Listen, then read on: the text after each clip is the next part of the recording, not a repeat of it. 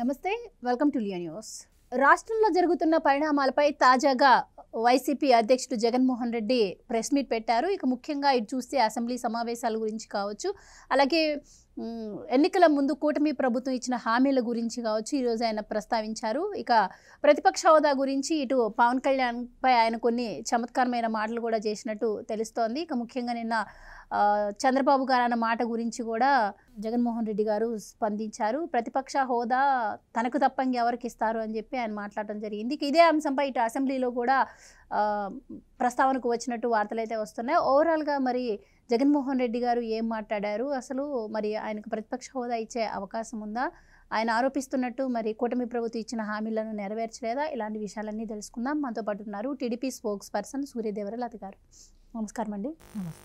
Madam, రాష్ట్రంలో కూటమి ప్రభుత్వం ఇచ్చిన హామీలు ఏవైతే ఉన్నాయో ఇవి నెరవేర్చట్లేదు అని చెప్పి మొదటి నుంచి చెప్తున్నదే ఇప్పుడు కూడా జగన్మోహన్ రెడ్డి గారు చెప్పడం అయితే జరిగింది. ముఖ్యంగా ఈ ప్రతిపక్ష హోదా గురించి పవన్ కళ్యాణ్ అన్న మాటలకు ఆయన కౌంటర్ ఇచ్చారు. మీరేం చెప్తారు? అంటే జగన్మోహన్ రెడ్డి గారు అసెంబ్లీకి వెళ్లకుండా ఇలా ప్రజల గురించి వాటిని మాకు అసెంబ్లీలో మైక్ ఇవ్వకపోవడం వల్లే ఇలా ప్రెస్ మీట్ పెట్టి సుదీర్ఘంగా మాట్లాడుతున్నాను అని చెప్పి ఆయన ఈరోజు చెప్పడం జరిగింది. ఓవరాల్గా మీరేం చెప్తారు? అంటే ఇప్పుడు జగన్మోహన్ రెడ్డి గతంలో మనం చూసుకుంటే 23 సీట్లు ఏదైతే అప్పుడు తెలుగుదేశం పార్టీకి వచ్చినప్పుడు వాళ్ళల్లో మేము ఒక 5గురిని తీసేసుకుంటే నీకు ప్రతిపక్ష హోదా కూడా ఉండదు అని చెప్పి మాట్లాడారు. సరే, దానికి పర్యాసానే ఒక 2 తీసుకున్నాడు, మిగతా వాళ్ళు రాకుండా ఉన్నారు, వాళ్ళని ఇబ్బంది పెట్టారు, కేసులు పెడతామన్నారు, నానా రకాల ఇబ్బందులు పెట్టారు, వాళ్ళు ఫైనాన్షియల్గా దెబ్బతీశారు. ఇన్ని చేసినా వాళ్ళు మిగతా ఎమ్మెల్యేలు ఎవరూ కూడా రావడానికి ఇష్టపడలేదు వైఎస్ఆర్సీపీకి. సరే, అందుకని వాళ్ళు ఎవరు రాలేదు కాబట్టి ఆయన ఏమి చేయలేకపోయాడు. అదే 18 కన్నా తక్కువగానే ఉండుంటే ఖచ్చితంగా తెలుగుదేశం పార్టీకి ప్రతిపక్ష హోదా ఇచ్చేవాళ్ళు కాదు జగన్మోహన్ రెడ్డి గతంలో. ఆయన చేసిందే, ఆయన ప్లానే అది, కానీ అది ఆయన సక్సెస్ అవ్వాల. సరే, ఈ రోజున జగన్మోహన్ రెడ్డి గారికి 11 స్థానాలే వచ్చాయి. ఆ 11 స్థానాల్లో కూడా అంటే ప్రజలకి ఇప్పుడు ఆయన మీద నమ్మకం ఉండి భరోసా ఉండి ఆయన గెలవాలి అనుకున్నప్పుడు ఓట్లు వచ్చేది, ఆయనకి ప్రతిపక్ష హోదా వచ్చేది. కానీ అక్కడ ప్రజల్లో లేదు కదా, నువ్వేమీ చేయలేవు అనేది ఒక డిసైడ్ అయ్యే ఫ్యాక్టర్ కింద మిగిలిపోయారు. ఆయన ఇచ్చిన 5 ఏళ్ళు ఏమీ చేయనప్పుడు ఇంకా మళ్ళీ ఏం చేస్తాడనేది అందరికీ ఒక ఇదిలో ఉన్నారు. సరే, ఒక్కవేళ ఆయన చేస్తాడు అనే ఒక నమ్మకం కానీ ఆయనకి ప్రతిపక్ష హోదా ఇవ్వాలనేదే కానీ ప్రజల్లో కానీ ఉండుంటే నిదర్శనం నిన్న మొన్న జరిగిన ఎమ్మెల్సీ ఎలక్షన్స్ కూడా ఉంటుంది. ఆయన ధైర్యం చేసి క్యాండిడేట్ని పెట్టుకోకపోవటం కానివ్వండి కొన్ని చోట్ల, ఇంకా తర్వాత సపోర్ట్ చేసిన వాళ్ళు ఎవరైనా ఇంటర్నల్గా సపోర్ట్ చేసిన వాళ్ళు కూడా గెలవకపోవటమే కానివ్వండి, ప్రజల్లో ఇంకా ఓటు శాతం పెరగటం కూడా, కూటమి ప్రభుత్వానికి ఓటింగ్ శాతం పెరగటం కూడా, ఇవన్నీ ప్రజలే కదా డిసైడ్ చేస్తున్నారు. ఇప్పుడు చంద్రబాబు నాయుడు గారు డిసైడ్ చేసేది కాదు, పవన్ కళ్యాణ్ గారు డిసైడ్ చేసేది కాదు, లోకేష్ గారు డిసైడ్ చేసేది కాదు. ప్రజలు డిసైడ్ చేస్తేనే ఏదైనా కూడా ఇక్కడ. సో ప్రజలకే ఇష్టం లేదు ఆయన అపోజిషన్గా కూర్చోపెట్టడానికి. ఎందుకంటే 2014 నుంచి 19 వరకు ఆయన అపోజిషన్ లీడర్గా, ఆయనకి ఎమ్మెల్యే స్థానాలు కూడా ఎక్కువ ఉన్నాయి. ఆ రోజున కూడా ఆయన ఉండలేదు, అసెంబ్లీకి సరిగా రాలేదు. ఆయన నేను ప్రజల్లో వెళ్ళి తేల్చుకుంటానని వెళ్ళిపోయారు. అసెంబ్లీలో ఏ రోజు ఆయన చర్చించింది కూడా లేదు. సో దాని ఫలితమేనేమో ప్రజలు ఒకటేసారి డిసైడ్ చేశారు, నువ్వు అపోజిషన్ లీడర్కి కూడా పనికి రాకుండా ఉన్నావు అనేది అనిపించున్నది ప్రజలకి. అందుకే ఈరోజు వచ్చిన రిపోర్ట్స్ కానీ రిజల్ట్స్ కానీ అదే కనపడుతుంది మనకు. ఆయన 5 ఏళ్ళు చేసింది కూడా వాళ్ళని తిట్టడం, వీళ్ళని తిట్టించడం, ఇదే కదా చేసింది. అంతకుమించి ఆయన ప్రభుత్వం మీద దృష్టి పెట్టడమే కానివ్వండి, వాళ్ళకి ఏం చేయాలని ఆలోచించటమే కానివ్వండి, ఇప్పుడు 23 మందే ఉన్నా కూడా వాళ్ళు అసెంబ్లీకి వస్తున్నారంటే వాళ్ళని రానివ్వకుండా ఏం చేయాలంటాం, కానీ ఇవే ఆయన గత 5 ఏళ్ళు చేసిన పనులు ఇవే. సో ఇప్పుడు ప్రజలకు ఎలా అనిపించిందంటే ఒక మెజారిటీ, ఫుల్ మెజారిటీ వచ్చింది, వాళ్ళే అధికారం మొత్తం వాళ్ళకి ఫ్రీడమ్ అనేది ఇస్తే వాళ్ళు చేస్తారు కదా అనే ఆలోచన ప్రజలకు వచ్చి ఉండొచ్చు. అందుకే ఇంత భారీ మెజారిటీ, ఇప్పుడు ఎమ్మెల్సీలో కూడా ఇంత మెజారిటీ రావటం అంటే ఎక్కడా కూడా గతంలో ఎప్పుడూ కూడా రానిది 89,000 మెజారిటీ రావటం అనేది ఎమ్మెల్సీ ఎలక్షన్స్లో గతంలో జరగనిది జరిగింది. ఇవన్నీ కూడా చూస్తుంటే ప్రజలు ఇంకా కూడా కూటమి ప్రభుత్వంకి మొత్తం ఫుల్గా, అంటే ఇప్పుడు ఎట్లా అంటే జగన్మోహన్ రెడ్డి గారు లాంటి వాళ్ళని ఎక్కడా కూడా మాట్లాడే అవకాశం కూడా ఇవ్వకుండా పక్కన పెట్టాలనే ఆలోచన ప్రజల్లోనే ఉందనేది నాకు అనిపిస్తుంది. అంటే పార్టీ తుడిచిపెట్టుకుపోవాలనేది ప్రజలు ఆలోచిస్తున్నారు అక్కడ. దాని పర్యవసానం ఆయనకి తెలిసింది. అందుకే ఆయన ఒక రకమైన ఫ్రస్ట్రేషన్‌తో మాట్లాడే మాటల్లాగానే కనపడుతున్నాయి అక్కడ. ఆయన ఒక లీడర్‌గా ఆయనకి ఈరోజు కూడా అసెంబ్లీస్ జరుగుతూనే ఉన్నాయి. ఎళ్ళొచ్చు కదా! ఎళ్ళి మాట్లాడొచ్చు కదా! ఇంకోటి పవన్ కళ్యాణ్ గారి కన్నా కూడా ఎక్కువ సెక్యూరిటీ ఉంది ఆయనకి. లోకేష్ గారు కూడా చెప్పారు. ఆయనకి ఎక్కువ సెక్యూరిటీ అంటే ఇచ్చారని. ప్రతిపక్ష హోదా అంటే అసెంబ్లీకి హాజరవ్వకుండా ప్రతిపక్ష హోదా కావాలని ఎంతవరకు సమంజసం అడగడం. ఈరోజు ఆయన అదే అన్నారు. సీఎంకి ఎంత టైం ఇస్తారో ప్రతిపక్ష నాయకుడు కూడా అంత టైం ఇవ్వాలి. అది రూల్ అని చెప్పి జగన్మోహన్ రెడ్డి గారు మాట్లాడుతున్నారు. యాక్చువల్లీ రూల్ ఏముందనేది ఆయనే గతంలో మొత్తం ఆ ప్రజలకు వివరించాడు. ఎప్పుడైతే 18 కన్నా అంటే 10% ఓట్ బ్యాంక్ 10% ఎమ్మెల్యేలు కానీ అపోజిషన్ లీడర్కి వాళ్ళకు ఉంటే అప్పుడు వాళ్ళకి ప్రతిపక్ష హోదా అనేది వస్తుంది అనేది క్లియర్ కట్గా రూల్ బుక్లో ఉంది. సో అది నువ్వే చెప్పావు కదా గతంలో. సో అది ఇప్పుడు కూడా అదే వర్తిస్తుంది కదా. అంటే నువ్వు ప్రతిపక్ష హోదాకు వచ్చేటప్పటికి నీకు ఎమ్మెల్యే స్థానాలు తక్కువ ఉండేటప్పటికి ఇప్పుడు మార్చేసేయాలా, రూల్ బుక్ను మార్చేసేయాలంటున్నారు. ఇది ఒకటే కాదు, అమరావతి మీద 3 రాజధానుల మీద తీసుకున్న స్టాండ్ను మార్చారు, ఇది మార్చారు.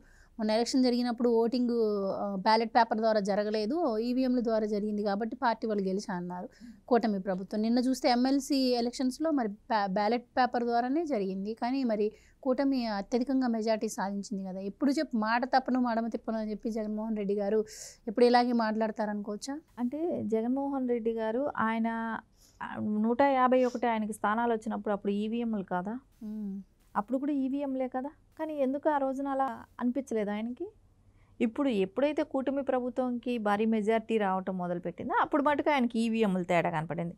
సరే ఇప్పుడు ఎమ్మెల్సీ ఎలక్షన్స్లో మీరు చెప్పినట్టు బ్యాలెట్ పేపర్లే. సో ఇప్పుడు తెలియట్లేదా? ఇక్కడ మనకు క్లియర్ కట్గా ఒక్కటే, చదువుకున్న యువతలో చాలా మార్పు వచ్చింది. చాలా వరకు వాళ్ళ ఆలోచన విధానం మారింది. ఎప్పుడైతే జగన్మోహన్ రెడ్డి గారు 3 రాజధానులను అన్నారో అప్పుడే మనం పిచ్చోడి చేతిలో రాయి పెట్టామేమో అనే భయం ఆంధ్రప్రదేశ్ ప్రజల్లో వచ్చి కంప్లీట్గా వచ్చేసింది. సరే దాని ఆలోచన విధానమే ఇన్ని 5 ఏళ్ళు ఎలా పరిపాలించాడు. ఏదైనా ఇప్పుడు తాయిలాలు ఇస్తాను నేను దానిలోనే మీరు బతకండి అని అంటే అది ఎంతవరకు సరిపోతుంది? సో ఆ ఇచ్చే 10,000 15,000తో ఒక నెల గడుస్తుందా? దాని తర్వాత ఏంటి? వాళ్ళ ఫ్యూచర్ ఏంటి? వాళ్ళకి ఎడ్యుకేషన్ ఏంటి? వాళ్ళకి ఉద్యోగాలు ఏంటి? వాళ్ళ పిల్లల్ని ఎలా బతికించుకోవాలి? వాళ్ళని ఎలా చదివించుకోవాలి? ఇవన్నీ ఉంటాయి కదా. సో 15,000తో వాళ్ళ చదువు అంతా అయిపోతుందా అంటే అవ్వదు. సో గవర్నమెంట్ స్కూల్స్లో వసతి 15,000లో కూడా ఎక్కడ అవుతుంది? 13,000 ఇస్తున్నాడు. ఆ 13,000లో కూడా గవర్నమెంట్ స్కూల్లో చదివే పిల్లలకి అందరికీ మళ్ళీ ట్యూషన్స్ అనేది ఉంటుంది. ప్రైవేట్ ట్యూషన్స్ పంపించుకుంటారు. ఆ ట్యూషన్ ఖర్చు కూడా రాదు కదా. ఆ ట్యూషన్స్ పంపించే ఖర్చు రాదు. మళ్ళీ బుక్స్ ఇవన్నీ ఉంటాయి. నువ్వు చదువులో నాణ్యత కూడా పెంచలేదు. టీచర్స్ని రిక్రూట్ చేశారా? పిల్లల మీద ఎడ్యుకేషన్ మీద నీకు అంత ప్రేమ ఉన్నప్పుడు టీచర్స్ని ఎక్కడ రిక్రూట్ చేయలేదు కదా. స్కూల్స్లో టీచర్స్ లేని స్కూల్స్ అసలు ఎన్ని ఉన్నాయి? సబ్జెక్టులకు కరెక్ట్ టీచర్స్ లేరు కదా. ఒక టీచరు 5వ తరగతి వరకు పాఠాలు చెప్పాల్సిన స్కూల్స్ ఉన్నాయి. అలాంటివి చేశారు గతంలో. సో ఇప్పుడు బాబు గారు వచ్చాక వీటికి అవకాశం కల్పించారు కదా, జాబ్స్ ఇచ్చారు కదా.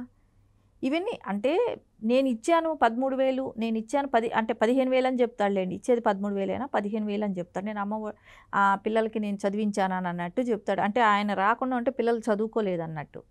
అది అట్లాంటివి ఏవి రకంగా పనికొచ్చింది ప్రజలకి, ఏ రకంగా పిల్లలకు ఎడ్యుకేషన్ పరంగా ఎడ్యుకేషన్ బెటర్ చేయాలనుకున్నప్పుడైనా ఆయన ఆలోచించి ఉండాలి. స్కూల్స్ డెవలప్ చేయటం అనేది అది చేయలే. ఏది తీసుకున్నా అన్నీ ఫెయిల్యూర్. మా వృద్ధులకు పెన్షన్ ఇస్తానన్నాడు, అక్కడ ఫెయిల్ అయ్యారు. 4 ఏళ్ళు పెంచుకుంటా వచ్చారు. ఏ ఒక్క స్కీము కరెక్ట్గా చేశాడో చెప్పమనండి. ఏ ఒక్కటి కూడా కరెక్ట్గా చేయలే. సరే ఇప్పుడు ఏదైతే జరుగుతున్నాయో ఈ అభివృద్ధిని చూసి ఓర్చుకోలేకపోతున్నారు. ఈ 8 నెలల్లోనే ఈ రకంగా డెవలప్మెంట్ అవ్వటం అసలు జీర్ణించుకోలేకపోవటం ఒకటి. సరే ఇప్పుడు ఎంతవరకు ట్రై చేశారు? కూటమిలో విచ్ఛిన్నం కావాలి, ఆ కూటమి కలిసి ఉండకూడదు, దాన్ని విచ్ఛిన్నం చేయాలని చాలా వరకు ప్రయత్నించారు. అది ఎక్కడా సక్సెస్ అవ్వాల. పొత్తు పెట్టుకునే దగ్గర నుంచి ప్రయత్నించారు. ఎలక్షన్స్ బిఫోర్ పొత్తు అని వస్తుంది అన్నప్పటి నుంచి విడగొట్టడానికి ట్రై చేశారు. సరే తర్వాత కూడా ఇప్పటి వరకు కూడా అదే ప్రయత్నం చేశారు. ఎక్కడ అది వాళ్ళు అనుకునేది ఎక్కడ సక్సెస్ కాకపోయేటప్పటికి ఇంకా ఈ రకంగా మాట్లాడటం, వాళ్ళని విచ్ఛిన్నం చేయాలని చూడటం కానివ్వండి, ఇలాంటి మాటలు మాట్లాడుతున్నారు. అండ్ ముఖ్యంగా ఇది పవన్ కళ్యాణ్ విషయంలో కూడా ఆయన వెటకారంగా మాట్లాడారు ఈరోజు. బీజేపీకి అప్పట్లో ఢిల్లీలో ఇచ్చారు ప్రతిపక్ష హోదా 2-3 ఉంటేనే, ఇప్పుడు మాకు ఇంతమంది 10 మంది ఉంటే ఎందుకు ఇవ్వరు అని చెప్పి కూడా మళ్ళీ అదే మాట మాట్లాడుతూ వస్తున్నారు జగన్మోహన్ రెడ్డి గారు. మీరేం చెప్తారు దాని గురించి? అంటే ఇప్పుడు గతంలో 5 ఏళ్ల క్రితం చేసిందే ఆయన మర్చిపోయారా? ఏదైతే మాట్లాడారో గతంలో జరిగింది, ఈ స్టేట్కి వచ్చినప్పుడు స్టేట్లో ఏం జరిగింది, ఏం మాట్లాడాడు ఆయన, అది కూడా కాకుండా విజయమ్మ గారు కూడా ఒకటి అన్నారు. అందరూ ఆలోచించాలి ఇక్కడ. అంటే వీళ్ళు గతంలో తెలుగుదేశం పార్టీకి ప్రతిపక్ష హోదా రాకూడదన్న రకంగా పనిచేశారు అనే ప్లాన్లతోనే వీళ్ళు ఆలోచించారు. ఆవిడ కూడా అన్నారు, ప్రతిపక్ష హోదా కూడా రాకూడదు తెలుగుదేశం పార్టీకి, ఎవరు ప్రతిపక్షం అనే వాళ్ళే ఉండకూడదు అని అన్నారు. కానీ ప్రతిపక్ష హోదా అనేది వచ్చింది. కానీ అదే 5 years తర్వాత వాళ్ళ నోటితో ఏ మాట అయితే అన్నారో ఆ మాట ఖచ్చితంగా వాళ్ళ పార్టీకే జరిగింది. 11 స్థానాలు వచ్చాయి.